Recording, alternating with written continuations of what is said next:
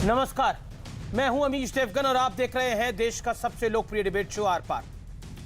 आज अफगानिस्तान से मानवता को शर्मसार करने वाली एक ऐसी तस्वीर सामने आई है जिसे देखकर पूरी दुनिया के आंसू छलक उठे हैं। अफगानिस्तान में बेबस माँ बाप अपने मासूम बच्चों को कटीली तारों के ऊपर से ब्रिटिश और अमेरिकी सैनिकों को सौंप रहे हैं ताकि ये सैनिक इन मासूमों को अपने साथ ले जाएं।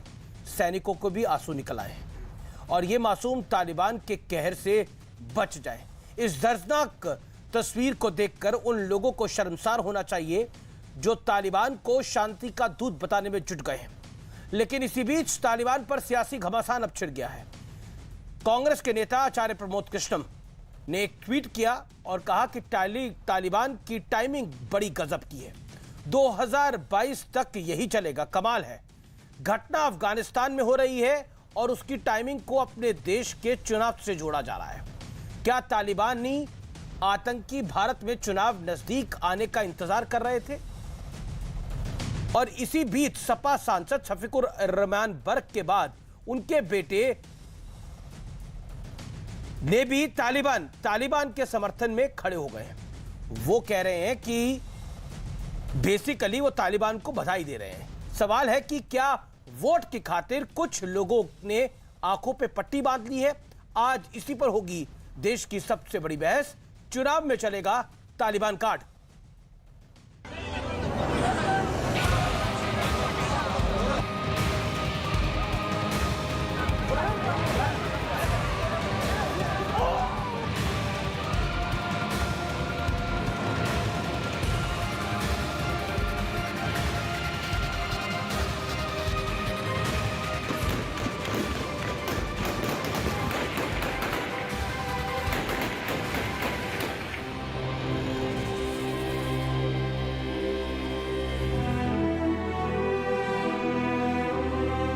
तालिबान पर देसी घमासान से पहले जरा वो तस्वीर देख लीजिए जिस पर पूरी दुनिया के आंसू छलक गए हैं। यह अफगानिस्तान के वो बेबस माँ बाप हैं जो अपने जिगर के टुकड़ों को ब्रिटिश और अमेरिकी सैनिकों को सौंप रहे हैं ताकि तालिबान के कहर से ये मासूम महफूज रहें। ये माँ बाप इतने मजबूर हैं कि सैनिकों और अपने बीच कटीली तारों की भी ये परवाह नहीं कर रहे। ये तस्वीरें देखकर उन लोगों का सिर शर्म से झुक जाना चाहिए जो तालिबानी आतंकियों को शांति का दूत साबित करने में जुटे हैं। लेकिन इसी बीच एक और सियासी संग्राम छिड़ गया है। कांग्रेस के आचार्य प्रमोद कृष्णम ने ट्वीट किया है, तालिबान की टाइमिंग गजब की है, 2022 तक यही चलेगा। 2019 में बालाकोट चला और अब 2022 में तालिबान चलेगा और खूब चलेगा। तालिबान जितना अफगानिस्तान में नहीं चलेगा उतना हिंदुस्तान में चलेगा और जब तालिबान चलेगा तो फिर हिंदुस्तान भी चलेगा। देश राष्ट्र और धर्म की ज्वाला में धधक रहा है और इसका ऑटोमेटिकली फायदा भारतीय जनता पार्टी उठाती है, हमेशा उठाती रही है। गजब का कनेक्शन निकाला है। घटना है अफगानिस्तान की और उसकी टाइमिंग का लिंक निकाला जा रहा है भारत में। अब जरा असदुद्दीन ओवैसी को भी सुन लीजिए। आपको मालूम हमारे मुल्क में 4 करोड़ 7 लाख बच्चियां गायब हो जाती हैं। 9 में से एक फीमेल बच्ची 5 साल की उम्र होने से पहले मर जाती है। इनको कहां की फिक्र है? वहां की फिक्र है, इनको वहां की फिक्र है। इनको अफगानिस्तान में ऐसा हो रहा और तुम पे ऐसा हो रहा। अरे यहां नहीं हो रहा। महिलाओं का रेप होता खवातीन का भारत में, उसकी बात नहीं। वहां कहीं क्यों हो रहा? वहां पे हो रहा। बड़ी मोहब्बत हो गई आपको। क्यों दिखा रहे मालूम आपको? No, better to send Oveis to Afghanistan to protect their women and protect their community. उधर सपा सांसद शफीकुर रहमान बर्क के तालिबान को स्वतंत्रता सेनानी बताने के बाद उनके बेटे भी अफगानिस्तान फतह के लिए तालिबान को मुबारकबाद दे रहे हैं। उन्होंने आकर अटैक किया और अफगानिस्तान तो मतलब तालिबान तो उनसे लड़ने गए नहीं, तो इसमें मैं समझता हूँ तालिबान की कोई गलती नहीं है, और तो इसलिए हम जो हैं तालिबान को मुबारकबाद देते हैं। इस बीच पीएम मोदी ने आतंकवाद के खिलाफ कड़ा और बड़ा संदेश दिया है। जो तोड़ने वाली शक्तियां हैं, जो आतंक के बलबूते साम्राज्य खड़ा करने वाली सोच है, वो किसी कालखंड में कुछ समय के लिए भले हावी हो जाए, लेकिन उसका अस्तित्व कभी स्थायी नहीं होता। वो ज्यादा दिनों तक मानवता को दबाकर नहीं रख सकती। लेकिन बड़ा मुद्दा अफगानिस्तान की घटना को 2022 से जोड़ने का है, और सवाल है कि क्या हर बात को चुनावी रंग देना जायज है? लव जिहाद के खिलाफ कानून बने, धर्मांतरण गैंग पर शिकंजा कसे, या फिर यूपी में आतंकियों के खिलाफ एटीएस का एक्शन हो? इन सभी बातों को चुनाव से क्यों जोड़ दिया जाता है? और तालिबानी लड़ाके क्या भारत में चुनाव की टाइमिंग का इंतजार कर रहे थे? आज इसी पर होगी देश की सबसे बड़ी बहस। चुनाव में चलेगा तालिबान कार्ड। और अब वक्त है विश्लेषण का। सियासत में तालिबान कार्ड का विश्लेषण सुनिए।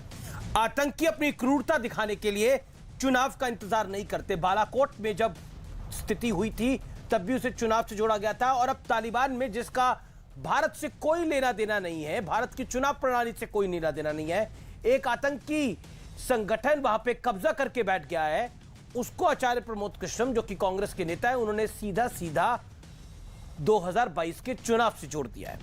पुलवामा हमले में भी कई नेताओं ने चुनावी एंगल को खोजा था।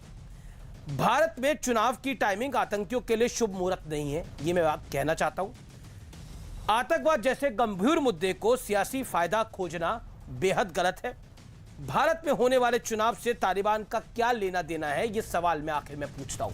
मेरे साथ बात करने के लिए संबित पात्रा है, भारतीय जनता पार्टी के प्रवक्ता आचार्य प्रमोद कृष्णम हमारे साथ खुद जुड़े, जिन्होंने ये पूरा बयान दिया है, जिन्होंने ये ट्वीट किया है। आरएन सिंह मेरे साथ है, जाने माने रक्षा विशेषज्ञ शादाब चौहान है मेरे साथ, नेता पीस पार्टी के, शांति की पार्टी है, उत्तर प्रदेश में ये भी चुनाव लड़ने जा रहे हैं। शोएब जमाई हैं अध्यक्ष IMF के, उनका भी स्वागत है। मैं तमाम मेहमानों से पर जाने से पहले आरएन सिंह आपसे 30 सेकंड में एक बात पूछना चाहता हूं। तालिबान का और भारत के चुनाव का कोई संबंध आपको दूर से पास से दिखाई देता है? फिर मैं आचार्य जी के पास चलूंगा, जो उत्तर प्रदेश में चुनाव है। जरूर दिखाई दे रहा है, जो नहीं एक संबंध तो जरूर दिखाई दे रहा है कि जो लोग आपके यहाँ जो पैनलिस्ट आ रहे हैं एक विशेष वर्ग के, वो तो ऐसा लग रहा है जैसे कि वो अफगानिस्तान में वो तो चुनाव लड़ने वाले हैं, और जब खुल के समर्थन कर रहे हैं तालिबान के तौर तरीके का, उसके इन्वेजन का, जब गजवाए हिंद का, तो एक कॉन्स्टिट्यूएंसी को वो केटर कर रहे हैं। तो आप इसको उल्टी नजर से देखिए ना, इनकी दुकान तो इन्हीं तालिबानी सोच से ही चल रही है ना जी। तो ये हर वोटर को ये तालिबानी चश्मे से देखते हैं। ये तो निजाम मुस्तफा के चश्मे से देखते हैं, गजवाए हिंद के चश्मे से देखते हैं, तो तभी तो तालिबान के ये समर्थक है ना, तो किसको केटर कर रहे हैं? और देखिए साहब, ये थोड़े मोड़े लोग नहीं है ये ना, ये अगर किसी ने ऐसा कहा तो कृपया मेरे को मत डिबेट में, थोड़े मोड़े लोग नहीं है, majority of them are like that, majority of them are like that. ये बहकावा, ये बहलावा, ये भूल जाए। Handful of people, they no, but you can't paint everybody with the same brush. Nonsense, nonsense. Please don't waste my time. ये थोड़े लोग नहीं है, ये पूरी इनकी सोच है। और अभी आप देखिएगा आपके डिबेट में जो लोग आए हैं उनका ध्यान दीजिएगा उनके लफ्जों पे। और ये जो आचार्य जी जो हैं, यार कुछ क्या इन पर टिप्पणी करूं मैं? ठीक है, आप टिप्पणी ना करिए, मैं आचार्य जी का मैं रुख कर लेता हूं। आचार्य जी, क्या आपको लगता है कि 2022 के चुनाव से आपने सीधे तौर पर जोड़ दिया, और आपने एक न्यूज़ 18 को एक साक्षात्कार भी दिया, एक इंटरव्यू भी दिया, जिसमें आपने ये बोला आपने बोला देखिए बालाकोट का फायदा बीजेपी को हुआ था, इसका फायदा भी हो जाएगा। आपका कहने का क्या मतलब है? मुल्ला बिरादर को बीजेपी ने बोला है कि वो तालिबान पे, अफगानिस्तान पे जाके कब्जा कर ले, मुझे बताइए। देखिए अमीश देवगन जी, एक तो आरएसएन जी देशभक्त इंसान है, वो बहुत ही जज्बात में बात कर रहे थे। मैं उन पर कोई टिप्पणी नहीं करूंगा, उन्होंने मेरे ऊपर कोई टिप्पणी भी शायद नहीं की, लेकिन फिर भी टिप्पणी कर दी। मगर मैं राष्ट्रभक्तों का सम्मान करता हूँ, उन्हें नमन करता हूँ, उनसे स्नेह करता हूँ। उनके मन में जो पीड़ा है, जो आक्रोश है, वो बिल्कुल होना चाहिए। दूसरी बात यह है कि तालिबान की जो छवि है पूरी दुनिया में, वो एक आतंकवादी संगठन की है, एक फैनेटिक कट्टरपंथी ऑर्गेनाइजेशन की है। तो तालिबान का समर्थन न किया जा सकता है और ना कोई उसको शरीफ इंसान या कोई अच्छा देशभक्त व्यक्ति या किसी भी देश का अमन पसंद नेता तालिबान का समर्थन नहीं कर सकता है, क्योंकि क्रूअल्टी का, क्रूरता का, कट्टरपंथी संगठनों का और आतंकवादियों का समर्थन कभी भी नहीं करना चाहिए और ना कोई करेगा। जहां तक सवाल है आप मेरे ट्वीट का जो प्रश्न उठा रहे हैं, तो मैंने कोई गलत नहीं कहा। मैंने तो संबित पात्रा जी यहाँ बैठे हैं, भारतीय जनता पार्टी के वरिष्ठ नेता भी हैं, विद्वान प्रवक्ता भी हैं। इन्हें तो खुश होना चाहिए कि भाई अब अफगानिस्तान में तालिबान आया है। तो तालिबान अफगानिस्तान में आया, लेकिन अफगानिस्तान के उस तालिबान का भूत भारत में आ गया है। मैं आपसे ही पूछना चाहता हूं कि पिछले 4-5 दिन से कोई खबर तो है नहीं, सिर्फ तालिबान है। तो मैं तो कहना चाहता हूं, शोले फिल्म में एक डायलॉग था कि सो जा बच्चे नहीं गब्बर सिंह आ जाएगा। तो भारतीय जनता पार्टी तो अब उत्तर प्रदेश में यही कहेगी ना कि भाई पर 2022 अगर का हमें जिक्र वोट तो नहीं आपने दोगे तो किया है, तालिबान आ जाएगा। यूपी का 2022 का जिक्र तो आपने किया है, संबित पात्रा ने नहीं किया है। तो संबित पात्रा से सवाल पूछते, 2022 का जिक्र तो आपने किया है। देखिए अमीश देवगन जी, आप बहुत ही वरिष्ठ पत्रकार हैं। तालिबान का समर्थन नहीं किया जा सकता, लेकिन तालिबान पे सियासत की जा सकती है और सियासत हो रही है। अब सियासत कैसे शुरू हुई है भाई? उत्तर प्रदेश के चीफ मिनिस्टर योगी आदित्यनाथ जी ने विधानसभा में बोला कि कुछ लोग हैं जो तालिबान का समर्थन करते हैं। तो चीफ मिनिस्टर आदरणीय योगी आदित्यनाथ जी को जो लोग तालिबान का समर्थन करते हैं उनके खिलाफ कार्रवाई करनी चाहिए, क्योंकि वो चीफ मिनिस्टर हैं। दूसरी बात है, सियासत शुरू तब होती है जब देश के कई पॉलिटिकल पार्टी के नेता तालिबान के समर्थन में खड़े हो जाते हैं। नहीं, मैं ये समझने की कोशिश, आप 1 मिनट और इंतजार कर लीजिए। मैं ये समझने की कोशिश कर रहा हूं कि तालिबान का मुद्दा आने से बीजेपी को फायदा क्यों हो जाएगा, आपने ऐसा क्यों मान लिया? मैं आपकी राजनीतिक समझ को समझने की कोशिश। हाँ, ये बात ठीक है। मैं आपको बताना चाहता हूं, बहुत ही गंभीर प्रश्न है और मैं बड़ी जिम्मेदारी से जवाब दे रहा हूं। जब बालाकोट में सर्जिकल स्ट्राइक हुई तो वो तो हमारे देश की सेना ने की, हम सैल्यूट करते हैं।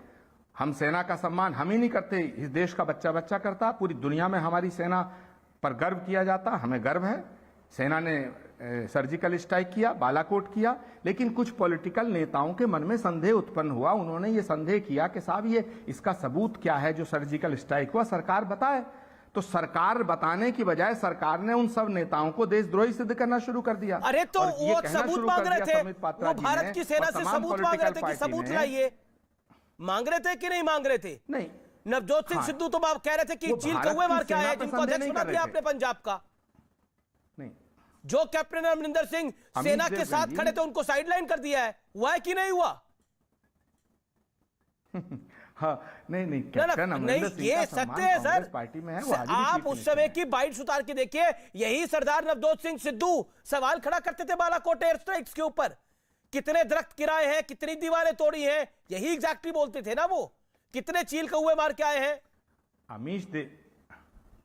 अमीश देवगन जी, मैं आपसे विनम्रता से ये बात कहना चाहता हूं कि अगर कोई भी पॉलिटिकल पार्टी का नेता, कोई भी नहीं, कांग्रेस के सिद्धू, घटना पर संदेह व्यक्त करता है, मुझे पूरा कर लेने दीजिए बात। अगर संदेह व्यक्त करता है तो संदेह व्यक्त करने का मतलब ये नहीं है कि हम देश की सरकार से सवाल नहीं पूछ सकते। मैंने तो संदेह व्यक्त नहीं किया, लेकिन मैं फिर भी, ये जनतंत्र है, लोकतंत्र है, उस नेता को देशद्रोही कहने का आचार्य जी, मैंने आपको काफी वक्त दिया। संबित पात्रा जी, मैंने ये कहा, नहीं मुझे 10 सेकंड और दे दीजिएगा, फिर संबित जी से अनुमति लेकर 10 सेकंड दे दीजिएगा। मैं ये कह रहा हूं कि जब राष्ट्र और धर्म की बात आती है तो इस देश के अंदर कुछ नेता सवाल उठाते हैं। जैसे ही सवाल उठाते हैं तैसे ही संबित पात्रा जी और इनकी पूरी पार्टी उनको देश से लड़ा देती है। तो मैंने ये कहा है कि जब तालिबान आएगा और तालिबान घूमेगा, तालिबान उठेगा, तालिबान लड़ेगा, तो फिर हिंदुस्तान भी लड़ेगा। और जैसे ही हिंदुस्तान लड़ेगा तो संबित पात्रा जी चिल्ला चिल्ला के कहेंगे देखिए ये पॉलिटिकल पार्टी तालिबान के साथ है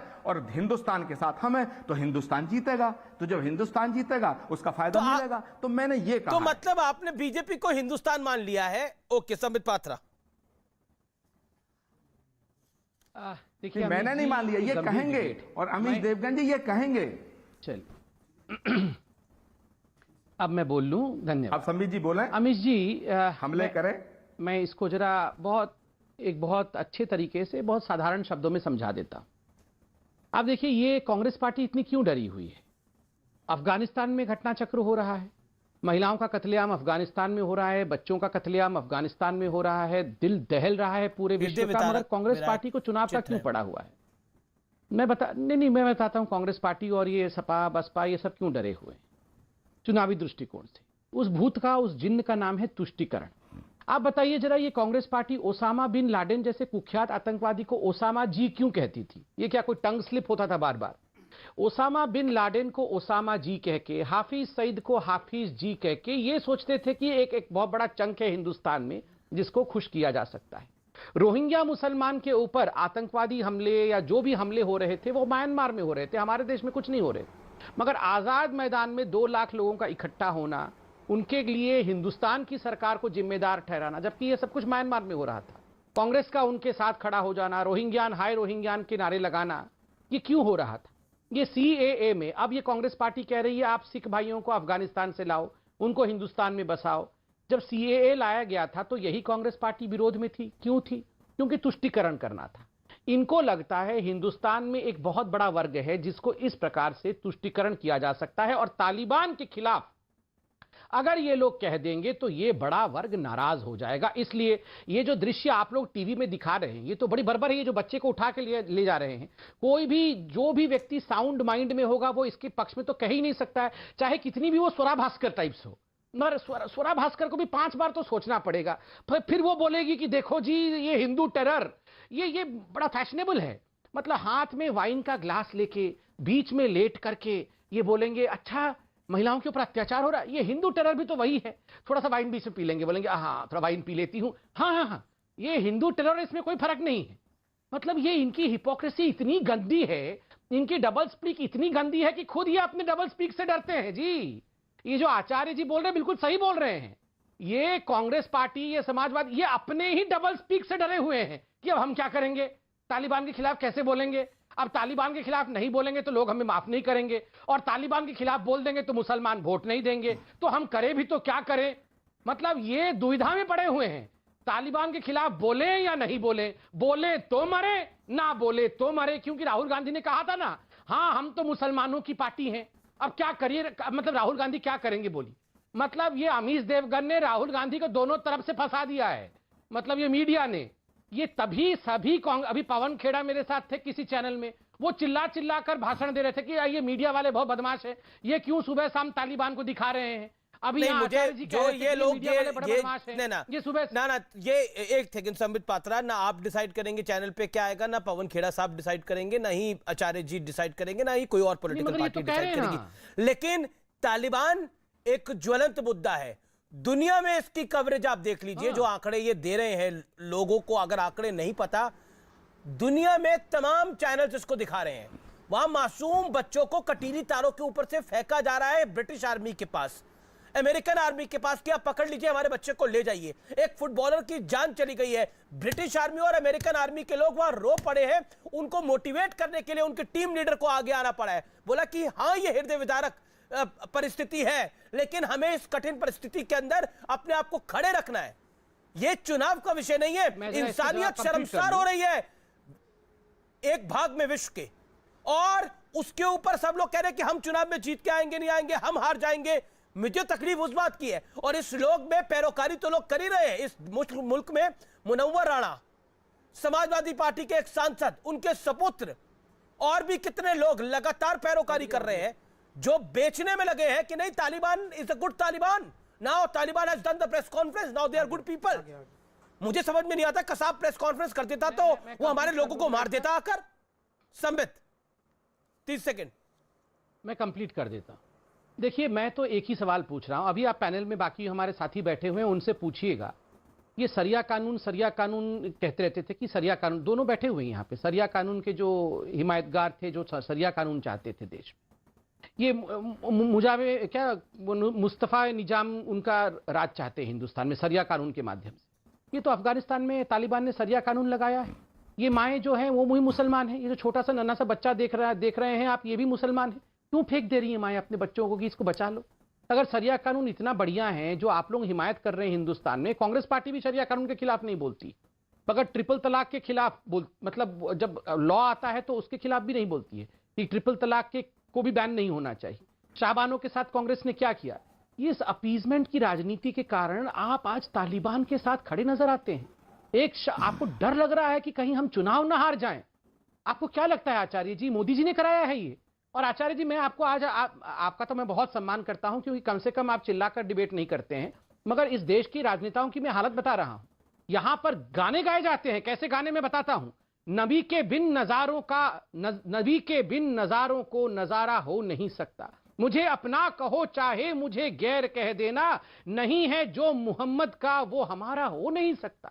नहीं है जो मोहम्मद का वो हमारा हो नहीं सकता। ये तो लोग चुनावी भाषण में कहते हैं। ये तो अपीज करने के लिए कहा जाता है। आचार्य जी का बहुत सम्मान करता हूं, मगर ये जो राजनीति हो रही है ये उचित नहीं। देखिए, संबित पात्रा जी ने बड़े तीखे हमले किए, लेकिन बड़ी सहजता से किए, बड़ी सादगी के साथ किए, जहर में बुझे हुए तीर चलाए। मैं कहना चाहता हूं, साफ कह देना चाहता हूं अमीश देवगन जी आपके राष्ट्रीय चैनल पर, कि तालिबान का या किसी भी आतंकवादी संगठन का ना तो मैं समर्थन करता हूं और ना कर सकता हूं, ना कांग्रेस ने कभी आतंकवादियों का समर्थन किया है, चाहे वो आतंकवाद धर्म के नाम पे हो, भाषा के नाम पे हो या सियासत के नाम पे हो। दूसरी बात, संबित पात्रा जी, हिंदुस्तान के मुसलमानों को तालिबान से जोड़ने की कोशिश मत करिएगा। हिंदुस्तान के मुसलमान ने तालिबान का समर्थन नहीं किया है। क्या दरगाह शरीफ अजमेर ने तालिबान का समर्थन किया? क्या किचोचा शरीफ ने तालिबान का समर्थन किया? क्या बरेली शरीफ से कोई तालिबान के समर्थन की चिट्ठी जारी हुई? यहां तक कि जमीयत उलेमाए हिंद ने क्या तालिबान का समर्थन किया? मिल्ली काउंसिल ने तालिबान का समर्थन किया? किसी भी मुस्लिम ऑर्गेनाइजेशन ने तालिबान का समर्थन नहीं किया। लेकिन आप तो चाहते हैं कि कुछ मुसलमान नेता तालिबान का समर्थन करें। जैसे ही वो समर्थन करेंगे तैसे ही आपको मौका मिलेगा हिंदुस्तान के मुसलमानों को तालिबान से जोड़ने का। हाँ, वो आपकी इच्छा पूरी हो रही है। कुछ लोग हैं जो तालिबान का समर्थन कर रहे हैं, और मैं ये दावे के साथ कह रहा हूं अमीश देवगन जी कि जो मुस्लिम लीडर या जो समाजवादी पार्टी के नेता तालिबान का समर्थन कर रहे हैं वो कभी अफगानिस्तान नहीं गए होंगे, ना उन्होंने कभी मुल्ला बरादर से मुलाकात की होगी, ना उन्होंने मुल्ला उमर देखा होगा, लेकिन वो तालिबान का समर्थन कर रहे हैं और यहीं से सियासत शुरू हो रही है। यही मैं कह रहा हूं। और तो आपको, मुझे ये समझ में नहीं आ रहा, आप परेशानी में क्या है? आपको क्यों लग रहा है कि 2022 में बीजेपी जीत जाएगी अगर यही सब कुछ चलता रहा? आप क्यों हार जाएंगे? मुकाबला तो बराबर का होगा। क्या आपको लगता है प्रियंका गांधी वाड्रा कमजोर चेहरा है? बहुत अच्छा सवाल, बड़ा 20 सेकंड में जवाब दे दीजिए। नहीं, बहुत अच्छा सवाल है। जी, बहुत अच्छा सवाल, बहुत अच्छा सवाल है। जब कोई भी मुद्दा देश धर्म राष्ट्र से लड़ता है तो मुद्दा हार जाता है। और अमीश देवगन जी, मैं आपसे कह रहा हूं, महंगाई फुर, वैक्सीन का प्रॉब्लम फुर, कोरोना फुर, किसान प्रॉब्लम सब खत्म हो गई, बेरोजगारी खत्म हो गई, अब तालिबान चल रहा है और 5 दिन से आप भी तालिबान चला रहे हो। मैं ये नहीं कह रहा कि आपके चैनल का एजेंडा ये डिसाइड बीजेपी कर रही है, मैं ये नहीं कह रहा, मैं ये आरोप नहीं लगाना चाहूंगा। मैं ये भी नहीं कह रहा कि मैं आपका चैनल का एजेंडा डिसाइड करना चाहता हूं। आपका चैनल स्वतंत्र चैनल है, बड़ा चैनल है, लेकिन जो हो रहा है उस पर टिप्पणी करना तो मेरा अधिकार है भाई, डेमोक्रेटिक राइट है। मैं अगर ये कह रहा हूं कि 5 दिन से तालिबान चल रहा है, तालिबान हिंदुस्तान नहीं आया। आपको 50 दिन तक किसान चलता हुआ नहीं दिखा। आपको 50 दिन तक किसान चलता हुआ नहीं दिखा। आपको सीए चलता हुआ नहीं दिखा, लेकिन आपको तालिबान से डर लग रहा है। तालिबान की बात होने से डर लग रहा है। और 100 दिनों तक या उससे भी ज्यादा दिनों तक शाहीन बाग चला, वो आपको चलता हुआ नहीं दिखा, लेकिन आपको तालिबान से डर लग रहा है। संबित पात्रा, नहीं, अमीश देवगन जी, मैं शाहीन बाग चला, मैं अमीश देवगन जी शाहीन बाग चला, वो भी हमने देखा। आपने किसान आंदोलन चलाया, वो भी हमने देखा। लेकिन अब तालिबान चल रहा है, बिल्कुल संबित जवाब हम चाहते हैं देश के लिए नहीं, संबित जी जवाब दें, देश के लिए। आचार्य जी, संबित को सुन लीजिए। संबित पात्रा, आपकी मन की हो रही है बेसिकली। आचार्य प्रमोद कृष्णम इधर उधर की बात घुमा फिरा के ये कहना चाह रहे हैं, आपके मन की हो रही है। मैं तो साफ कह रहा हूं, आश्चर्य लग रहा है अमीश भाई। अब मैं बोल लूं प्रभु, एक तो मैं बधाई भी दे रहे हैं तालिबान का, हमें बताइए। धन्यवाद। आपको बधाई। देखिए अमीश भाई, मुझे आश्चर्य हो रहा है अमीश भाई। आप देखिए, इन लोगों ने तय कर लिया है कि ये चुनाव हार गए हैं, क्योंकि तालिबान वहां पकड़ी गई है, तालिबान वहां किस तरह से उसका नकाब उतर रहा है, तो ये इन्होंने हमें बधाई दे दिया कि चलो तुम चुनाव जीत गए, हम हार गए, आपको बधाई हो। आप सोचिए जरा, ये बहुत भयंकर सोच है अमीश भाई। अमीश भाई, किसी देश में तालिबान का हुकूमत, तो आपने भी बधाई। एक सेकंड, मैं आपके बीच में बिल्कुल नहीं बोलता हूं आचार्य, और आप बहुत आप वयस्क भी हैं और आप जिम्मेदार व्यक्ति भी हैं। मैं कंप्लीट कर लूं, फिर आप अपना विषय बोल लीजिएगा। देखिए, मैं एक बात तो देख रहा हूं, तालिबान के प्रवक्ता से ज्यादा विचलित आप लोग नजर आ रहे हैं। क्यों इतने विचलित है? ये आप थोड़ी कर रहे हैं। आप लोग इतने विचलित क्यों हैं? आराम से बोलिए, घबराइए मत। हम आपके ऊपर दोषारोपण नहीं कर रहे हैं। देखिए, आपने आरंभ किया ये कह कि संबित जी, हिंदुस्तान के मुसलमानों को तालिबान से मत जोड़िए। कहां जोड़ा? बीजेपी ने किसी भी मंच पे कहा कि हिंदुस्तान के मुसलमान इज इक्वल टू तालिबान? किसी एक व्यक्ति को जोड़ा? बिल्कुल नहीं जोड़ा। जोड़ा आप लोगों ने। हिंदुस्तान का मुसलमान पाकिस्तान से खुश होता है, ओसामा से खुश होता है, ये आप लोगों ने पद्धति शुरू की। अपमान आपने हिंदुस्तान के मुसलमानों का किया। ओसामा बिन लाडेन जी कहकर आपने हिंदुस्तान के मुसलमानों का अपमान किया। ये जो हफीज सईद था, आपको याद है उसने एक इंटरव्यू में क्या कहा? There are good people in India like the Congress party, और एक जर्नलिस्ट का नाम भी लिया। क्यों कहा हफीज सईद में कि गुड पीपल हैं कांग्रेस के रूप में? क्योंकि आप लोग उनके एजेंडे में खेलना शुरू कर देते हो। ये हमने बर्क साहब जो मेंबर ऑफ पार्लियामेंट है समाजवादी पार्टी के, मोदी जी ने कहा था उनको ये बयान देने के लिए। नोमानी जी जो all India personal law board के सदस्य है, उनको मोदी जी ने कहा था। यहाँ दो बैठे हुए हैं आपके पैनलिस्ट, सभी बोलेंगे, वो चादर उड़ाने जाने वाले थे और वहां अफगानिस्तान में तालिबानियों से मिलने के लिए, उनको बधाई देने के लिए यहाँ बैठे हैं पीस पार्टी वाले। इनको मोदी जी ने कहा था, शादाब चौहान को। और तो और आप बताइए, आप तो ऐसे बता रहे हैं जैसे मोदी जी ने कहा था ये तालिबानियों के कि अभी शुरू कर दो, 22 का चुनाव आने वाले हो। थोड़ा तो शर्म करना हम लोगों को आना चाहिए। ये क्या है? ये तो बेशर्म की तरह हम लोग बात कर रहे हैं कि आपको फायदा हो गया, बधाई हो। काहे बात की बधाई? शोएब जमाई इंतजार कर रहे हैं। शोएब जी, मैं आपका रुख करता हूं। शोएब जमाई, क्या आपको लगता है कि तालिबान जिस तरह का क्रूरता का शासन वहां दिखा रहा है औरतों के साथ, बच्चों के साथ, और उसको भारत के चुनाव के साथ जोड़ना क्या जायज है? और आपको भी शर्मिंदगी हो रही है जो तालिबान कर रहा है? सवाल देखिए अमीश भाई, सवाल सबसे अहम ये है कि जो भारत के मुसलमानों से इक्विवेलेंस ड्रॉ करने की कई बार कुछ पैनलिस्टों ने की, और पिछले लगातार 2-3 दिनों से ये लगातार सवाल पूछा जा रहा है किसी भी पैनलिस्ट से जो मुस्लिम वक्ता हो कि भैया तुम्हारा स्टैंड क्या है तालिबान पे। कांग्रेस पे पूछ रहे तुम्हारा स्टैंड क्या है, तो क्या हमारे स्टैंड ज़्यादा महत्वपूर्ण है या मोदी जी का स्टैंड ज़्यादा महत्वपूर्ण हो? मुझे ये बता दीजिए, क्या मोदी जी का स्टैंड अब तक तालिबान पे क्या है? कोई स्टेटमेंट अभी तक क्यों नहीं आए कंडेमनेशन पे? मोदी जी कंडेम करके कह दें कि what Taliban is doing is very horrible thing, और हमें तालिबान तो आप मोदी जी को फॉलो करते हैं? ये क्यों नहीं क्लैरिटी आ जाए? मोदी जी को फॉलो करते हैं। शायद आपने जयशंकर का स्टेटमेंट सुना नहीं है, जो उन्होंने यूएन में बोला है स्टेटमेंट, वो आपने सुना नहीं है। नरेंद्र मोदी ने जो आज जो शुक्रवार के कार्यक्रम में सोमनाथ मंदिर में आतंकवाद पर बोला है कि हो सकता है आतंकवाद के जरिए आप टेम्परेरी आ जाए, लेकिन लंबे अरसे तक इंसानियत को मार नहीं सकते। वो सुना नहीं है आपने। ये बताइए, लेकिन हम नरेंद्र मोदी को फॉलो करते हैं। दोहा में मिलने गए कि नहीं गए? ये बात मैं आपसे सवाल ये पूछ रहा हूँ, अखबार में छापा कि आपका क्या मत है? रशिया में सरकार का मत स्पष्ट है तालिबान के ऊपर, आपका मत क्या है? मोदी जी आपका मत क्या है? सॉफ्ट क्यों है तालिबान पर, ये ज्यादा इंपॉर्टेंट है। और मैं इसलिए तो इल्जाम लगा रहा हूं कि मोदी जी इतना जो नरम पड़े हैं तालिबानियों पे, क्या यहां से कोई खुसुर फुसुर, कोई इलू चल रहा है? जानम मेरी जिंदगी में धीरे धीरे तुम आना, ऐसा कुछ चल रहा है क्या? ये बताइए। अगर ऐसा चल रहा है तो इसलिए मैं सरकार पे इल्जाम लगाता हूं। हमारा स्टैंड क्या सड़क पे सबसे पूछते फिरेंगे कि तुम्हारा भैया स्टैंड क्या है, तुम्हारा क्या स्टैंड? सरकार ने मुझे लगता है अपना स्टैंड क्लियर कर दिया स्पष्ट रूप से।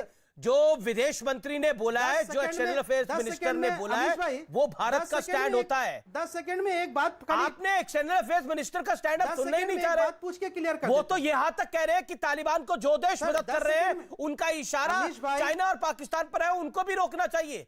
सिर्फ तालिबान को नहीं रोकना चाहिए, उन मुल्कों को भी रोकना चाहिए। अमीश भाई मेरा नहीं, आपने विदेश मंत्री का बयान नहीं सुना। हमारे पॉइंट ये है, उनसे दोहा में मिलने, ठीक है, RSN Singh wants to revert on this. क्यों बात कर रही थी अगर वो आतंकवादी है? ओके, आरएसएन बस पूछ करके जो सरकार का आरएसएन जो सरकार का स्टैंड है वो इनका स्टैंड होगा, वो इनका स्टैंड होगा। लेकिन अपने मुंह से आपने तालिबान के खिलाफ कुछ नहीं बोला।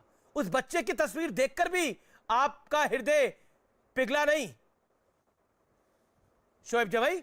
आरएसएन देखिए, हमारे यहाँ हाथरस में कांड हुआ तो हमारा दिल पिघल गया। उस कानपुर की बच्ची का दिल हाथरस का मुकाबला तालिबान से कर रहे हैं जी। संबित पात्रा जी का नहीं क्या करते, यही तो दिक्कत है आप लोगों की। कह रहा हूँ कि उस आप हाथरस का मुकाबला तालिबान से कर रहे हैं। करके मुझे पिघल गया था जब वो अपने बाप के साथ जो है रो रही थी और उसको जबरन गुंडे जय श्री राम के नारे लगवा रहे थे, तब मेरा दिल पिघला। जय श्री राम वाले तो गुंडे हैं और ये तालिबानी तो हीरो है। जल रही है तो मेरा तालिबानी तो हीरो है। हाथरस में बच्ची का रेप हुआ तो मेरा दिल पिघल रहा है सर। ठीक है, आरएसएन सिंह काफी देर से इंतजार कर रहे हैं।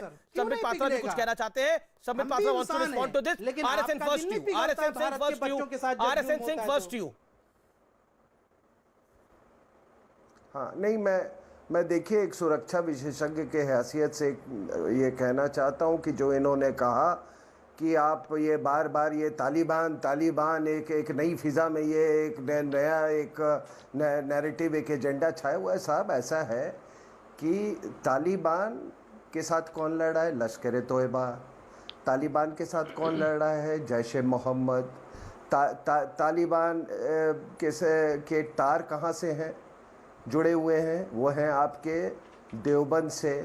कैसे हकानिया सेमिनरी, जहाँ पर which is called Oxford of Islam, वो देवबंद के आइडियोलॉजी से गाइडेड है। ये सारे देवबंदी ऑर्गेनाइजेशन है, देवबंदी की ये है। हथियार, नारकोटिक्स, लड़के, चाहे जो भी सप्लाई कर रहा हो, लेकिन ये गंदी विचारधारा देवबंद से हो रही है। नहीं, सुनिए, ये गंदी, वो मौलाना मसूद अजहर भी देवबंदी है। मौलाना मसूद अजहर भी देवबंदी है। मौलाना मसूद अजहर भी देवबंदी है। एक भी तालिबे इल्म जो है यहाँ से देवबंद से नहीं पढ़ा है। आप झूठी खबर फैला रहे हैं। ये मौलाना महमूद मदनी का ऑफिशियल स्टैंड है, ऑफिशियल बयान है देवबंद का। आप झूठ मत फैलाइए देवबंद के नाम पर। अरे जब भारत आजाद, जब भारत गुलाम था, अफगानिस्तान और इंडिया और पाकिस्तान जब साथ थे, तो उस जमाने में कभी पढ़ा करता होगा जो 150 साल पहले की बात थी। लेकिन आज के जमाने में किसी भी तालिबान के लड़ाकों का देवबंद से कोई पढ़ने का इतिहास नहीं है, कोई रिकॉर्ड नहीं है। आप झूठ बोलते हैं। ठीक है, देखिए देवबंद के साथ उसका क्या नाता है, क्या रिश्ता है, वो बहस का विषय इस समय नहीं है। लेकिन सोच क्या है वो महत्वपूर्ण है। मैं शोएब जमाई आपके पास आऊंगा, लेकिन संबित पात्रा, ये तालिबान को जो अघोषित समर्थन है हाथरस के नाम के ऊपर,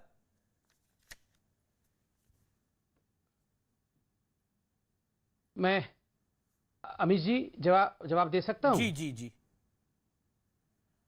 देखिए अमीश जी, अभी एक बहुत दिलचस्प बात हुई। आपने ऑब्जर्व किया कि नहीं मुझे पता नहीं, मगर आप देखिए अभी आपने जब तालिबान के विषय में पूछा तो यहां शोएब जमाई ने कहा कि मेरा दिल तो पिघल जाता है जब जय श्री राम के नारे बोलकर के आतंकी हमले हो जाते हैं, जब जय श्री राम के नारे बोलकर महिलाओं के साथ बलात्कार होता है। देखिए उन्होंने तालिबान को राम जी के साथ इक्वेट किया यहां डिबेट में। तो आपको क्या लगता है हिंदुस्तान में इसका असर नहीं पड़ेगा? जब ये लोग, क्यों नहीं पढ़ना चाहिए? आप भगवान राम को तालिबान के साथ कंपेयर करना शुरू कर दें, आप बार बार हिंदू इक्विवेलेंस दिखाने की कोशिश करें, जबकि हिंदू और मैं हिंदू मुसलमान नहीं कर रहा हूं, मगर बार बार हिंदुओं को घसीट करके क्यों लाते? हम तो मुसलमान नहीं कर रहे हैं, हम तो तालिबान अलग रख रहे हैं, हम तो उनको इक्वेट नहीं कर रहे हैं इंडियन मुस्लिम्स के साथ। मगर आप भगवान राम के साथ तालिबान को इक्वेट करना कि जय श्री राम बोल के आप भी तो आतंकी हमले करते हो, ये क्या इंडिया में इसका इफेक्ट नहीं पड़ेगा? क्या उत्तर प्रदेश में जो लोग राम भक्त हैं, क्या जो हिंदू लोग हैं, उनके मन में क्या उनका मन नहीं है? क्या उनकी कोई वेदना नहीं है? उनका इमोशंस नहीं है? वो ऐसी ऐसी बेफजूल की बातों पर और ऐसे मैं कहूंगा बहुत छोटी बातों पर, बहुत निकृष्ट बातों पर वो रिएक्ट नहीं करेंगे। हाँ, हम लड़के रिएक्ट नहीं करेंगे, हम चिल्ला के रिएक्ट नहीं करेंगे, मगर हाँ, हम अपने लोकतांत्रिक तरीके से तो रिएक्ट करेंगे ना। और क्यों नहीं करें? मुझे बहुत तकलीफ हुई अमीश भाई जब यहां कहा गया, आपने तालिबान पे सवाल पूछा था, उस बच्ची के साथ जो हैवानियत हो रही है, जो बीच में आपको दिखाया जा रहा है, कई महिलाओं को काट दिया गया, उसमें इन्होंने कहा आप भी तो जय श्री राम बोल के आतंकी हमले करते हैं। ठीक है, ये इक्वेशन दिया गया है अमीश भाई। शोएब मेघालय और मिजोरम का इक्वेशन दिया गया जो आपने वक्तव्य बोला प्रभु राम का, आप उन प्रभु राम की बात कर रहे हैं जो जिनको राजा बनना था और उनकी मां ने आदेश कर दिया, वो अपनी गद्दी छोड़ के चले गए 14 साल के वनवास के लिए। आप उन प्रभु राम की बात कर रहे हैं? कोई मुकाबला नहीं है जी, कोई मुकाबला नहीं है। और अपनी बात को सिद्ध करने के लिए वो स्वरा भास्कर टाइप हल्की बातें करना और ये कहना कि देखिए हिंदू ऐसा करते हैं तो तालिबान ऐसा कर रहा है। तालिबान गलत कर रहा है, तालिबान गलत कर रहा है। और यहां पर कौन सा हिंदू रॉकेट लॉन्चर लेके घूम रहा है बाजारों के अंदर? कौन सा हिंदू रॉकेट लॉन्चर लेके बाजारों के अंदर घूम रहा है? मुझे बताइए ना, यहां पे किस महिला को काम नहीं करने दिया जा रहा, किसी धर्म की? बताइए मुझे आप। मैं जवाब दे रहा हूं। अब कल को आप कन्या भ्रूण हत्या को तालिबान के साथ जोड़ देंगे? अल्लाह अकबर का नारा लगा करके, अरे सर सुनिए ना, इतना विचलित क्यों होते भैया? जरा सा मैंने बीजेपी को पकड़ लिया तो आप विचलित हो गए। आपने प्रभु राम को पकड़ा है भाई, आपने प्रभु राम को इक्वेट करा तालिबान से। नहीं, आपने प्रभु राम को इक्वेट करा तालिबान जो दुनिया भर में। अरे सर सुन लीजिए, मेरी जवाब सुन लीजिए पहले, जनता को मैं जवाब दे रहा हूं। मैंने कहा कि जो दुनिया भर में अल्लाह अकबर का नाम लेकर भी जुल्म करते हैं ना, वो भी ऐसे ही यहां से जलील और आतंकी किस्म के लोग हैं। और जो श्री राम का नाम लेकर के भी बच्ची को मारते हैं और जय श्री राम के नारे लगा के ये कानपुर के गरीब आदमी को मारते हैं, ये भी उसी मानसिकता के लोग हैं। मैं तो साफ तौर पर किसी भी धर्म मत बोलिए, आप अल्लाह अकबर किसी भी धर्म के लोग के नाम को आप बदनाम मत करिए। का नाम लेके आप किसी को नहीं धर्म क्या होता है? कोई किसी का धर्म नहीं होता ना। मैं नहीं सुनने वाला अमीश भाई, मैं ऑब्जेक्शन करता हूं ना। मैं बिल्कुल इसमें सख्त हूं। जय श्री राम को बदनाम ना किया जाए, भगवान राम को आतंक से ना जोड़ा जाए। मैं स्ट्रॉन्ग ऑब्जेक्शन देता हूं। यहाँ पर भगवान राम को आतंक से ना जोड़ा, बिल्कुल मैं नहीं सुनने वाला हूं। विद ऑल ड्यू रेस्पेक्ट, आप भगवान राम के नाम को आतंक से मत जोड़िए। कोई यहाँ पर भगवान राम के नाम पर आतंकवादी नहीं है, कोई भगवान के राम पर आतंकवादी गतिविधि नहीं करता है। शोएब जी ने बिल्कुल गलत बोला है कि भगवान राम के नाम पर आतंकवादी गतिविधि हो रही है, गलत बात है। ठीक है, आप भगवान राम को, शादाब चौहान को मैं लेके आना चाहता हूँ, फिर मैं आचार्य जी आपको लेके आऊंगा। आप काफी देर से हाथ खड़ा कर रहे हैं। देखिए एक सेकंड, शादाब चौहान को लेके आना हूँ। शादाब चौहान, समर्थन मत कीजिए। शादाब चौहान, एक हफ्ता पूरा हो गया है, आपने तो पहले दिन ही कहा दिया था कि निजाम मुस्तफा का इस शासन बनने पे मैं बधाई दे रहा हूं। आज भी बधाई दे रहे हैं जब बच्चे वहां पर कटीली तारों के बीच में से निकल रहे हैं। आज भी बधाई दे रहे हैं जब औरतों की गर्दनें उड़ाई जा रही हैं। आज भी बधाई दे रहे हैं जब रॉकेट लॉन्चर चलाए जा रहे हैं वहां पे सड़कों के अंदर, बेगुनाह लोगों को मारा जा रहा है। आप तालिबान को बधाई दे रहे हैं आज भी? मैं जानना चाहता हूं। ओके, ठीक है, एक हफ्ते पहले आपने बधाई दे दी थी। अलाउ मी अमीश जी, अरे सुन तो लीजिए अमीश जी। सबसे पहले मैं यह स्पष्ट कर दूं कि उत्तर प्रदेश में किसान कार्ड, महिला सुरक्षा कार्ड, युवाओं की बेरोजगारी कार्ड, सीए कार्ड और लिंचिंग कार्ड चलेगा, न्याय कार्ड चलेगा। जो लोगों ने अपराध किया है उनके खिलाफ जनता जवाब देगी, जो ओबीसी और दलितों का अत्याचार हुआ है। रही बात जो अभी संबित भाई ने मेरा नाम लेकर कहा, मैं ये बात बहुत ही स्पष्टता से कह दूं, मैंने पहले दिन से भारत के हित, भारत के नागरिकों की सुरक्षा को देखते हुए बात कही। और अब मैं चैलेंज कर रहा हूं संबित पात्रा को कि आप मोदी जी और जयशंकर साहब से ट्वीट करवा दीजिए कि भारत कभी भी तालिबान से संबंध नहीं रखेगा, या जो देश शरई लॉ से चलते हैं उन देशों से हम संबंध नहीं रखेंगे। मैं चैलेंज कर रहा हूं कि मोदी जी और जयशंकर साहब से ट्वीट करा दीजिए। बोला था, आप तो कह रहे थे क्योंकि मैं मुसलमान हूं, मैं भारत के हित की सोच नहीं सकता, मैं किसान हूं, मैं पहुंच नहीं सकता। अमीश जी, आप तो कह रहे थे कि भारत को नुकसान होगा अगर भारत तालिबान के साथ दोस्ती का हाथ नहीं बढ़ाएगा तो भारत को नुकसान होगा, यही कहा था आपने। बिल्कुल, मैंने जो कहा है उस वक्त जो कहा मैं कायम हूं। मैं कह रहा मोदी जी मना कर दें कि किसी भी कीमत भारत को क्या नुकसान होगा, धमकी है क्या ये? ओके, संबित से सवाल पूछो, संबित जवाब देंगे, देना चाह रहे हैं जी। और संबित पात्रा रिस्पॉन्ड टू शादाब चौहान। आखिरी पॉइंट, संबित पात्रा ने हाँ, लास्ट पॉइंट, संबित जी ने कहा कि जय श्री राम के नाम पर कुछ नहीं हुआ। क्या बाबरी मस्जिद की शहादत जय श्री राम लगाकर आतंकवादी घटना नहीं हुई? वो एक आतंकवादी घटना थी। और जो लोग ये रक्षा विशेषज्ञ बन के बैठे हैं, ये आतंक प्रेरित विशेषज्ञ हैं, जिनका मकसद देश में नफरत फैलाना है। और ये लोग रक्षा विशेषज्ञ नहीं, आप कर्नल आरएसएन सिंह को आप थोड़ी सर्टिफिकेट देंगे? आपत्ति करता हूँ। ओके, नहीं आप मुझे पहले, मैं घोर आपत्ति करता हूँ। आरएसएन में आपको मौका दूंगा। अमीश भाई, आप सर्टिफिकेट नहीं देंगे शादाब चौहान? लेकिन समित बोलिए। अमीश भाई प्लीज मुझे, बोलिए समित बोलिए। मेरे पूर्वज के नाम अमीश भाई प्लीज मुझे बेरोक टोक आपत्ति दर्ज करने दीजिए। अमीश भाई मुझे प्लीज उड़ीसा के पंडित जी सुनिए, संबित पात्रा साहब सुनिए, उड़ीसा के अमीश भाई ये बहुत गलत बात है। आप पहले इनकी आवाज को कम करिए। तो याद रखिए, मैं क्यों नहीं बोल सकता हूँ? मुझे बोलने नहीं दिया जा रहा। अमीश भाई आप मुझे बोलने तो दीजिए। अमीश भाई मैं आपत्ति करता हूँ। पहली बात तो है, इस पूरे शो में हमने अपने मुसलमान बंधुओं के खिलाफ कभी नहीं कहा और कहेंगे भी नहीं। हम लोग बहुत समझदार हैं, हम सबका सम्मान करते हैं, सबका विश्वास करते हैं, सबका विकास चाहते हैं। मगर यहां 2 बार भगवान राम को आतंकवादी के साथ कंपेयर कर लिया गया कि भगवान राम के नारों के साथ आतंकवादी गतिविधियां हिंदू करते हैं।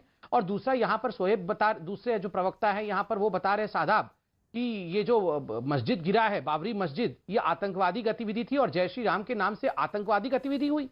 एक तो ये मस्जिद नहीं थी, ये विवादित ढांचा था। याद रखिए, ये विवादित ढांचा था और वहीं भगवान राम का जन्म हुआ था और वहीं भव्य मंदिर बन रहा है। हमने अपने प्रतिज्ञा को पूरा किया है। 500 वर्ष। तो ये भी कह रहे हैं कि तालिबान से अगर दोस्ती नहीं करेंगे तो नुकसान होगा। सरकार का स्टैंड क्या है?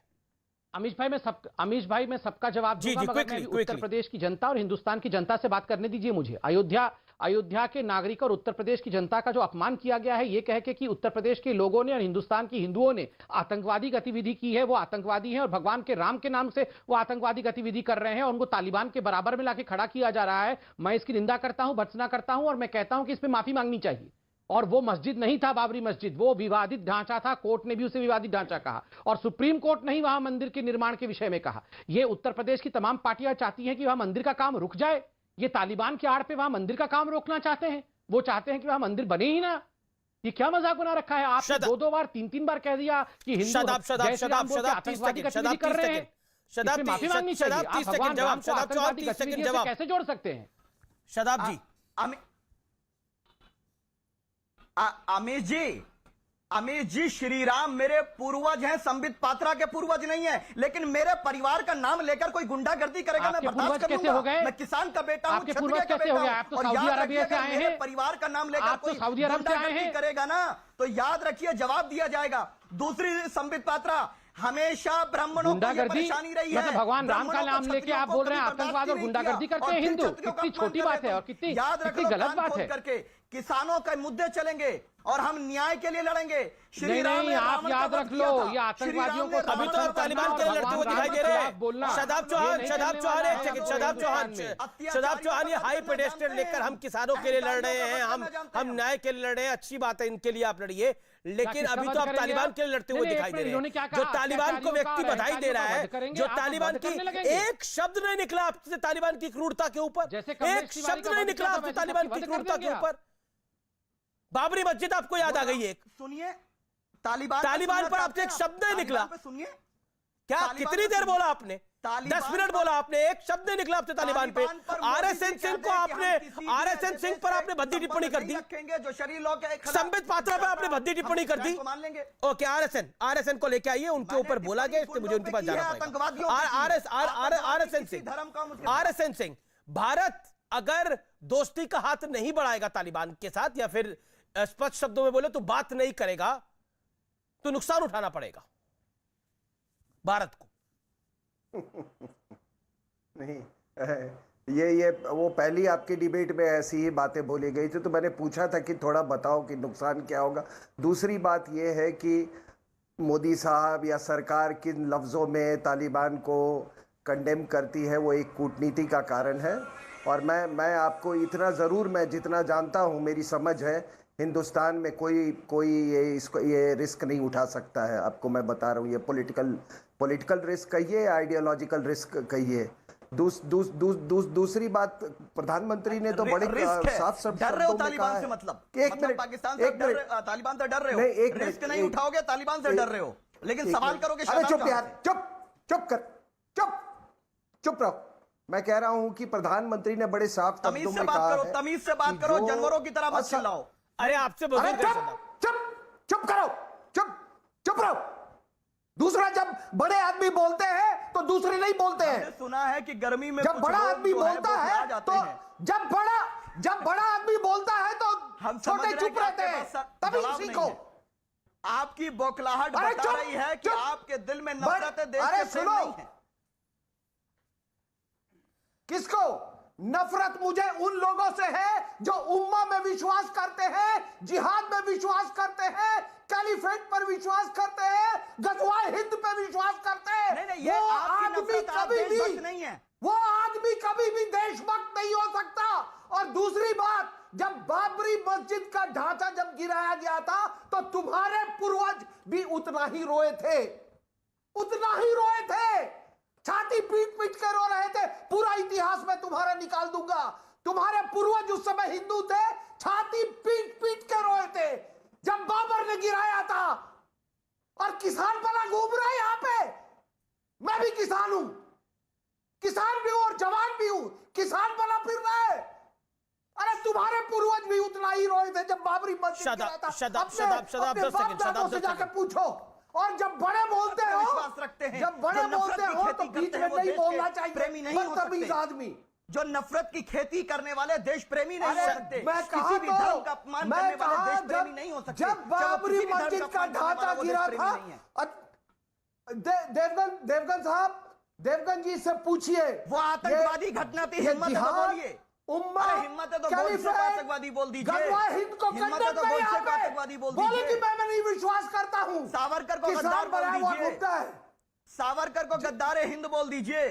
अरे सावरकर को गद्दार क्या हिंद बोल रहे हो दीजिए। प्रताप चौहान? सावरकर को गद्दार बोलने की हिम्मत है, सावरकर गोडसे ने- को आतंकवादी बोलने की हिम्मत सावरकर ने है। तो 11 क्या साल बोल रहे हैं शदाब चौहान? सावरकर सावरकर गद्दार हिंद? मन में गोडसे को आतंकवादी अरे बोलने की छोड़िए हिम्मत आप, है। सावरकर वीर सावरकर को आप गद्दार हिंद बोल रहे हैं। इसीलिए आप हिंदुस्तान में बिलीव ही नहीं करते। किसानों के लिए आंदोलन करने ये की गलत है हिम्मत बात। ओके, आचार्य प्रमोद कृष्णम, आचार्य प्रमोद कृष्णम, आचार्य प्रमोद कृष्णम। देखिए अमित जी, एक तो बहुत ज़्यादा हॉट डिबेट हो गई है आपकी और व्यक्तिगत बहुत ज़्यादा टिप्पणियां हो गई हैं। मैं चाहता हूं ऐसा नहीं होना चाहिए। दूसरी बात यह है, दो बातें मैं बहुत देर बाद मैं आ रहा हूं, दो बातें कहूंगा, उसके बाद मैं इस डिबेट में मुझे कुछ नहीं कहना। पहली बात यह है कि भगवान श्री राम और नाराय तकबीर अल्लाहू अकबर दे करके किसी की भी हत्या करने का मैं दोनों निंदा करता हूं। किसी भी नारे को लगाकर किसी की हत्या करने का अधिकार नहीं मिल जाता। लेकिन दो बातें संबित पात्रा जी को मैं साफ कर देना चाहता हूं। एक तो मैंने ये नहीं कहा कि तुम्हारी सरकार आ रही है, बधाई इस बात की मैंने दी थी कि आप जो चाहते हो वो हो रहा है। आप चाहते थे तालिबान पे सियासत हो तो वो होनी शुरू हो गई है, इसलिए मैंने आपको बधाई दी। तीसरा पॉइंट ये है, मैं आपको बताना चाहता हूं, अभी ये मुद्दा उठा कि कौन सी तंजीम से कौन जुड़ा हुआ है, तो भाई मैं एक बात कहना चाहता हूं कि वोडो उग्रवादी जो हैं वो तो किसी मुस्लिम तंजीम में उन्होंने शिक्षा नहीं ली, इन्होंने माओवादियों ने कहीं नहीं ली। ये रोज हमारे सीआरपीएफ के जवानों को उड़ा देते हैं। इन नक्सलवादियों ने नहीं ली। और पंजाब में इतने साल जो उग्रवाद चला तो वो किसी दारुल उलूम देवबंद से उसका कोई ताल्लुक नहीं था। मैं बार बार ये कहना चाहता हूं कि जैसे शादाब चौहान अभी समय में बस समाप्त हो गया, लेकिन समय में बस समाप्त हो गया। मैं चाहता था कि आप 10 सेकंड बोले आखिर के अंदर, लेकिन समय में पास नहीं है। लेकिन ये देखिए, धर्म पर बहस नहीं है, ये बहस है तालिबानी आतंकवाद पर, इसलिए इसको धर्म के चश्मे से देख रहा। और जो धर्म पर बोल रहे हैं मुझे लगता है वो नहीं बोलना चाहिए। मेरा निवेदन हमेशा रहता है। मैं ब्रेक ले रहा हूं, ब्रेक के बाद हाजिर हूं।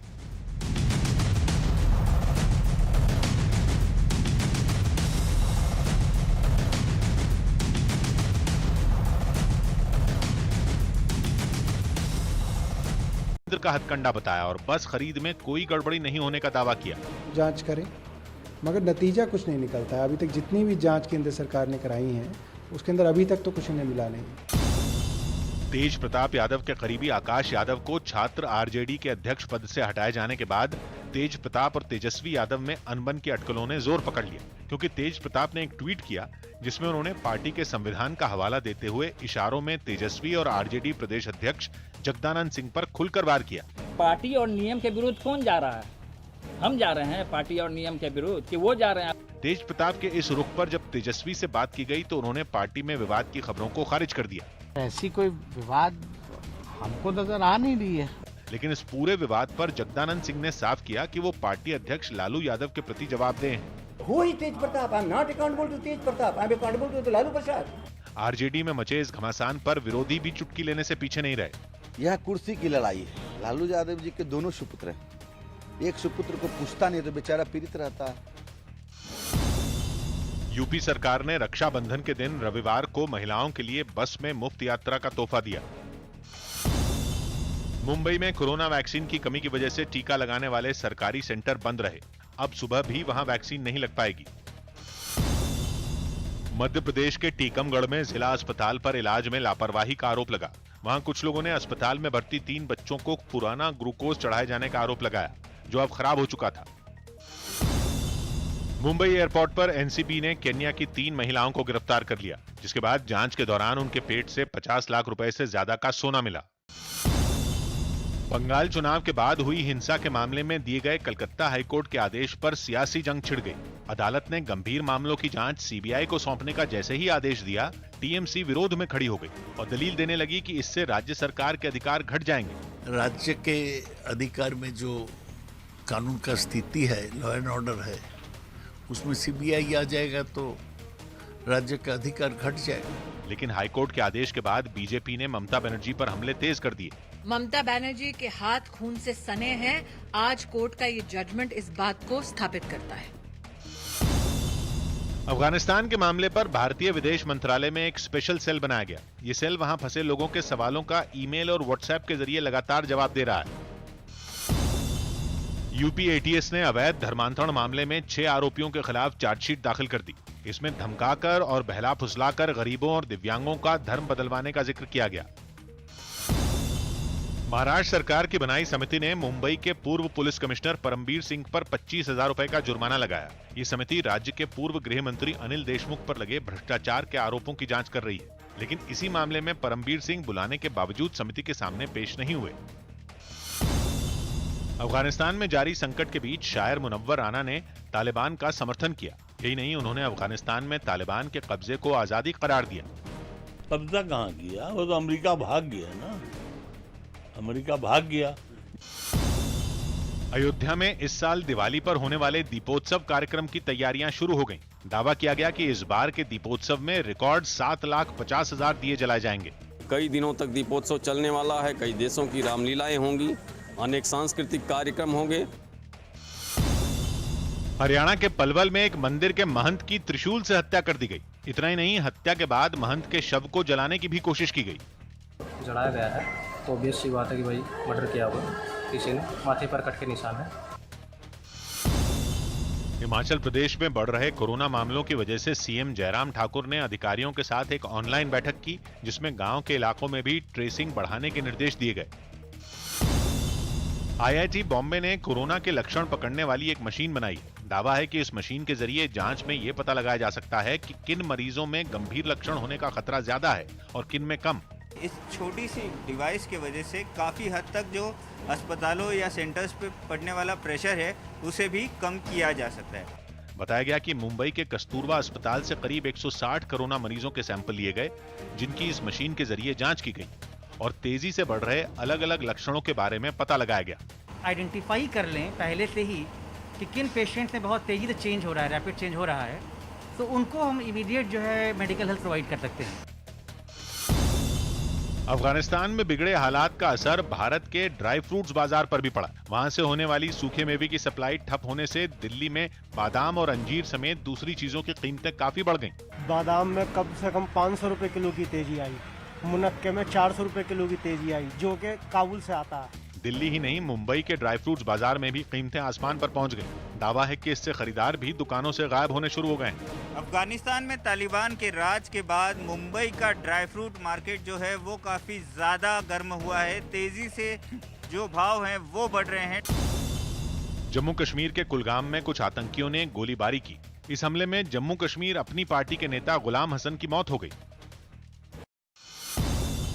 कांग्रेस अध्यक्ष सोनिया गांधी की अगुवाई में विपक्षी दलों की शाम 4 बजे एक ऑनलाइन बैठक होगी, जिसमें सरकार को घेरने के लिए साझा रणनीति पर चर्चा की जाएगी। इस बैठक में पश्चिम बंगाल की सीएम ममता बनर्जी और महाराष्ट्र के सीएम उद्धव ठाकरे समेत करीब 15 दलों के नेता शामिल रहेंगे। हालांकि इसमें आम आदमी पार्टी और बहुजन समाज पार्टी के शामिल होने की संभावना नहीं है। विपक्ष चाहता है कि आने वाले समय में एक मजबूत विकल्प तैयार हो इस देश में। यूपी के सीएम योगी आदित्यनाथ ने विधानसभा में ऐलान किया कि बाहुबली लोगों की जब्त की गई जमीनों पर गरीबों और दलित समुदाय के लिए मकान बनाए जाएंगे। इन माफियाओं ने जिन जमीनों पर कब्जा करके अपनी हवेली खड़ी की थी, वहीं ध्वस्तीकरण करके गरीबों के आवास बनेंगे। महाराष्ट्र सरकार ने कोरोना संकट की वजह से इस बार मुहर्रम का जुलूस निकालने पर रोक लगा दी। अक्षय कुमार और वाणी कपूर की फिल्म बेल बॉटम सिनेमाघरों में रिलीज हो गई। क्या कर सकते हैं? Court operation. Your deadline is sunset. अक्टूबर में होने वाले T20 वर्ल्ड कप के लिए ऑस्ट्रेलियाई टीम का ऐलान कर दिया गया, जिसमें स्टीव स्मिथ, ग्लेन मैक्सवेल और डेविड वार्नर समेत कई बड़े खिलाड़ी शामिल किए गए। पहले चर्चा थी कि दिसंबर में होने वाली एशेज सीरीज को ध्यान में रखते हुए ऑस्ट्रेलिया अपने बड़े खिलाड़ियों को T20 वर्ल्ड कप से बाहर रख सकता है, लेकिन बांग्लादेश से T20 सीरीज में शर्मनाक हार के बाद टीम की इस रणनीति में बदलाव किया गया। दिल्ली के पहाड़गंज इलाके में स्वतंत्रता दिवस से एक दिन पहले हुई फायरिंग के मामले में एसएचओ विशुद्धानंद झा को लाइन हाजिर कर दिया गया। कहा जा रहा है कि यह फायरिंग दो गुटों के बीच सट्टेबाजी के विवाद में हुई थी।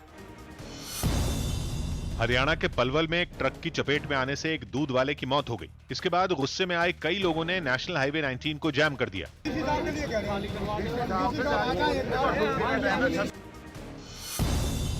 मुंबई समेत पूरे महाराष्ट्र के कई कारोबारियों ने अपने मॉल बंद कर दिए। राज्य सरकार ने मॉल में काम करने वाले कर्मचारियों के लिए कोरोना वैक्सीन की 2 डोज लगवाने का नियम रखा है, जिस पर कारोबारियों ने विरोध जताया। मैं इस वक्त मौजूद हूं गोरेगांव के इनऑर्बिट मॉल के सामने और आप देखिए कि पूरा जो मॉल है वो शट डाउन हो चुका है, शटर गिरे हुए हैं। मॉल कारोबारियों की मांग है कि वैक्सीन की 1 डोज लगवाने पर ही कर्मचारियों और खरीदारों को मॉल में आने की इजाजत दे दी जाए। एम्प्लॉइज को रिलैक्स करें, क्योंकि हमारे ये तो हमने रूल नहीं बनाया है, आप हमको कम से कम 1.5 महीने का और टाइम दें। जबकि महाराष्ट्र के मंत्री असलम शेख ने कारोबारियों को सलाह दी कि वो नियमों का पालन करें। वैक्सीन जो है वो प्राइवेट्स में अवेलेबल है, सरकारी इसमें भी अवेलेबल है, तो उनको वो सारी चीजों का तो पालन करना ही होगा। महाराष्ट्र के स्वास्थ्य मंत्री राजेश टोपे ने आशंका जताई कि कोरोना की तीसरी लहर सितंबर में आ सकती है। ऐसे में उन्होंने लोगों से भीड़ नहीं जुटाने की अपील की। बीजेपी अध्यक्ष जेपी नड्डा ने उत्तराखंड के अल्मोड़ा में जागेश्वर मंदिर में पूजा की। खबर है कि क्रिस गेल ने भी आईपीएल के बाकी मैचों में खेलने के लिए अपनी रजामंदी दे दी। तालिबान के अफगानिस्तान पर कब्जा जमाने के बाद वहां के लोगों के एक दल ने दिल्ली में लोकसभा स्पीकर ओम बिरला के दफ्तर में ज्ञापन दिया, जिसमें उन्होंने भारत सरकार से अफगानिस्तान से आए शरणार्थियों के लिए मदद मांगी। जो अफगानिस्तान से यहाँ आए हैं उनको कुछ सुविधाएं मिले, उनका जो भविष्य है उसको लेकर सरकार कुछ सोचे, इस वजह से ये डेलीगेशन मिलने गया था।